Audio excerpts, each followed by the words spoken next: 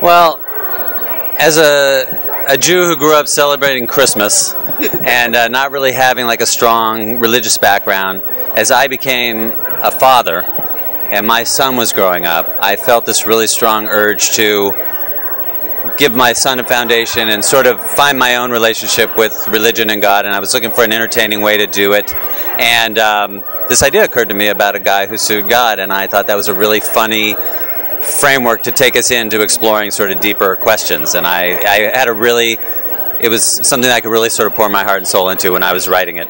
I didn't really worry too much about how people were going to respond to it. I just tried to be really honest, and I found that this character of David Frank, who was suffering so much pain and anger towards the world and to God, that he was really fun to write, because a character who has lost everything and is given up is really free to express himself. So I was really just enjoying that ride of portraying this guy and getting in that guy's head, and the sort of the blasphemy that he could express freely was kind of gave me a way to. But I did think very consciously about portraying the ministers and the people that represented religious belief very respectfully. I wanted them to be not caricatures at all, but really soulful characters. So that's the way I balanced it as I was writing it. Yeah. Now, I have got to talk about your casting choices because they were brilliant. So the lead, how did that come about? Did you have him in mind before? Was he recommended? I mean, everybody's going to want to know that.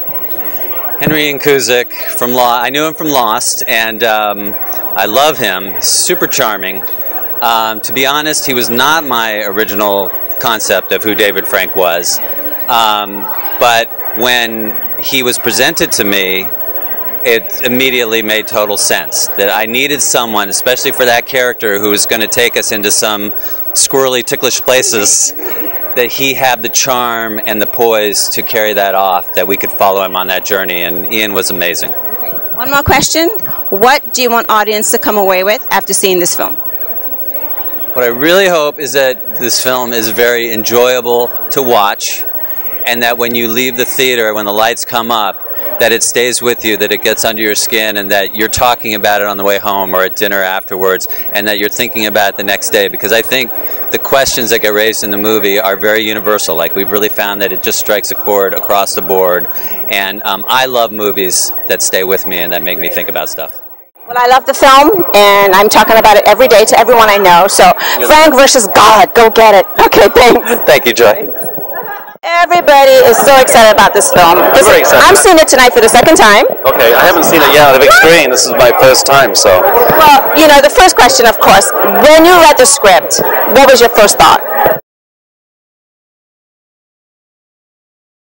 How did it come to me? It came to me through my manager, who was friendly with Gillian, who was one of the producers, and they sent me the script, and I read it, and then when the offer came through, I was like, great, how long do we have? And it was a ridiculously short amount of time and to prepare, and it was all crazy, but great, you know, so.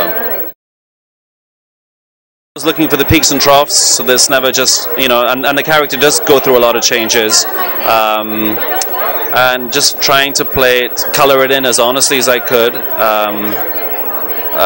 This is the same way I approach any role. I don't, yeah, that's... Well, what I love about it, the first scene when these guys come to the door, right. You already want to like be on this guy's journey. That was brilliant. Yeah. So you did a good job with that. But what did you come away with on a personal note after doing this film? Yeah, oh, okay, well, I'll go back to reading the script. When I read the script, as much as I wanted to do it, you know, for me, it was such a positive message and such a good message without I didn't feel it was beating you over the head with any religion. It was for all faiths, and yeah, I guess people do think of it as a religious film, or but me too, and I see it comedy to me. Exactly, but it has this religious sympathies, and ultimately it's about love, you know, and in the end, you know, just the challenges that are put before us, we should embrace them. And I've had my challenges in my life, and how great they can be and how much you can learn from them, and as long as you are looking for you find something positive out of it. So for me, it was a great message. What do you want the audience to come away with after seeing this film? I don't, I never expect anything from an audience, and so, watch the film, take from it what you will, but I never ever say, oh, I wish you, I'm very open-minded and I'm very curious to see what they'll come away with. Well, good job. I can't wait to see the film, and you're seeing it for the first time, so it'll be exciting. Thank you very much. Okay, thank you. Well, I've been raving about this film since I saw the screener, and tonight is screening here for the first time. It's fantastic. It's wonderful. I'm going inside to see the film for the second time. Frank versus God. When this comes out, everybody has to go out and see it. So you know where to keep watching, richgirlnetwork.tv.